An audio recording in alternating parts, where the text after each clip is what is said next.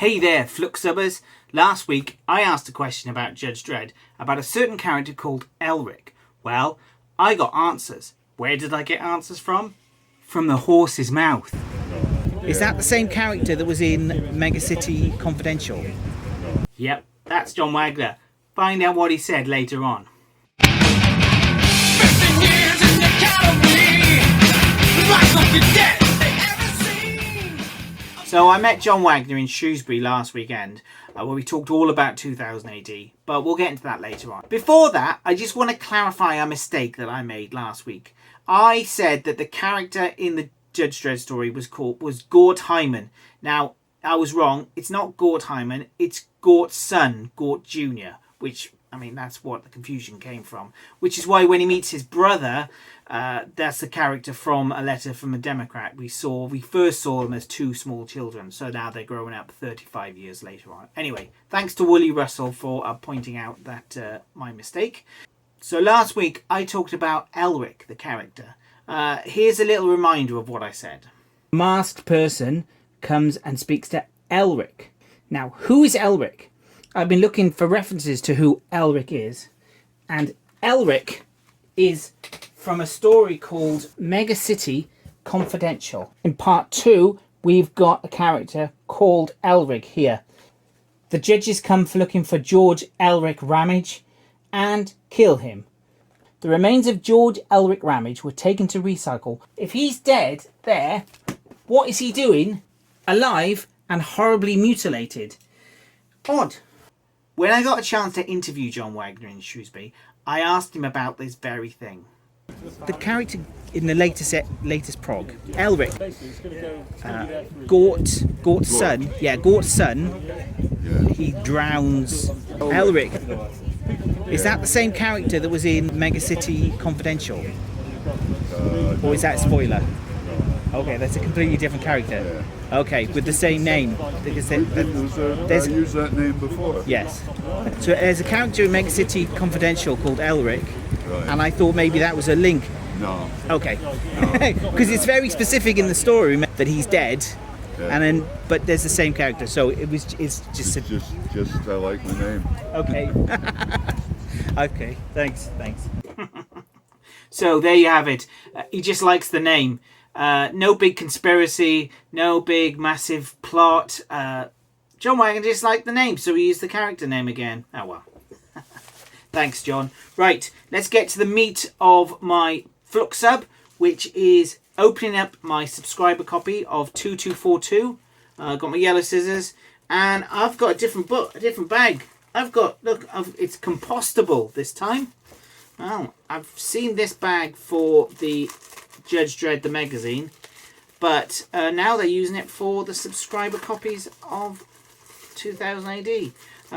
I think I've heard that some other people have had compostable bags. You know what? I'm going to put this in my compost heap. I have a compost heap. Yes, I am that boring. I have a compost heap. Anyway, right, here we go. Let's have a look at this cover. And it is... Boom! Right. Judging the judges. Who's gunning for the law? Very nice. Look at that. That's good. Yeah. Judge Dredd, big chin. That is... Oh, Clint Langley. Yes. Very nice. Right. Let's dive on in and find out what's in this prog. So here we have prog 2242. If you like that clip of John Wagner, I've got a full interview coming. So watch out. Subscribe to my channel so you make sure that you get it. And like this video. I know it's really annoying when you hear YouTubers go, like and subscribe, like and subscribe, like and subscribe. But it really does help, honestly. So please do like and subscribe. Anyway, so as always, let's read the damage report. Damage report, Journal of the Plague Years, Week 61. The Mighty One's current earthly base of operations, Oxford, is at the centre of the latest spike of COVID infections. So the being from Beetlejuice orders a lockdown on the command module. Red flagging droids that have been outside its wall and refusing to let them back in. We can see them now, hammering the windows like angry zombies from Black Summer. Ooh, nice reference to Black Summer there, the hardcore zombie series from Netflix. Very good, well worth a watch. So we got Pandora Perfect here as a thrill of the future from the Regend issues. I like this. I like Roger Langridge's writing. It's very good. We've got part 3 of Now That's What I Call Justice. And we have the aftermath of Gort killing Elric, who is definitely not an old age pensioner character from Mega City Confidential. No, in fact, he's one of the judges, along with Judge Dredd, who murdered his mother way back in Letter to a Democrat. And he is using the Justice Watch to create a sort of a smoke screen while he murders those judges. And Now That's What I Call Justice, number 6. Dan Francisco, he's a character from the magazine a few years ago, beating up muties there and looking cheesy while he does it. And we've got Dredd doing some investigating there. And here we have Gort Jr. talking to a picture of his mother. The only picture he's got is of Hester moments before she was horribly gunned down in a Letter to a Democrat. It's the same picture, so that's nice, isn't it? And Skip Tracer, and Department K Cosmic Chaos Part 9. This is the penultimate part, and as all good superhero stories, it ends in a big fight, because this is essentially a superhero story. This is the most superhero story I've read in 2000 AD since Zenith, I think. So we've got I'm Not a Robot. I don't care. And Kirby here, decides to use one of these spiky things, dimension darts, the Chekhov's gun of the series that was mentioned way back. And it's a bit odd. I mean, I love Dan Cornwell's art. It's great. But this bit is a bit unclear. So she jumps with the dart and she gets blasted. But here, has that dart gone into her, therefore sending her back? Or is she just looking at a damaged dimension dart? I can't tell from her art, unfortunately. In the net, we don't see her next, because then what happens is the egg is blasted and a giant creepy brain with spinal fluid comes out. Ready for the finale, hatch and dispatch. Good reference there back to the practice of putting two comics together to get readers. Hatch, matching and dispatching.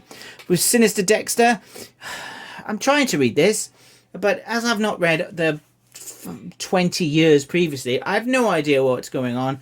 I'm also thinking just Steve Yeowell's art in this is pretty lackluster. I mean, there's lots of puns about this green woman being a sat-nav, but apart from that, I'm not getting it. I'm not getting it. I don't care. Trigon Empire advert. Aquila, lovely colours. Aquila decides to fight one of the oldest and massive, a giant. He fights and he does an Ant-Man there, jumping into the brain and chopping away until he dies. Bump. I mean, he's already dead. This is in the land of the dead. So how could someone die in the land of the dead? Don't get it. And we've got a letter page and the general gist of it. Although, look, someone here, someone mentions how much they hate the Regend issues. They don't really let that go through. It's usually very positive for the Regend, but there's a comment there about it. Oh, there's a nice look in the. Regend. I'm having trouble understanding right now. Please try a little later. Alexa, please stop talking. I'm trying to do my 2000 AD video. We've got a reference here to. Sorry, I don't. I said be quiet. Right. In the next Regend, which is the month, we've got Mayflies, which was quite good, and also Explorers by Gordon Rennie, Emma Beebe, and Neil Gooch. I kind of like their stuff. I like Neil Gooch's art, so I'm looking forward to that. But the main real gist of the input page is how good Dylan Teague's art is. And it was that story that in PROG 2235, where Dylan Teague did the Judge Dredd story, his art was amazing. So everyone's asking for more of that. But, I mean, yeah, Dylan is not the fastest artist. Yeah, anyway, there we go. An advert there for the 101 of the Ultimate Collection. And that was PROG 2242.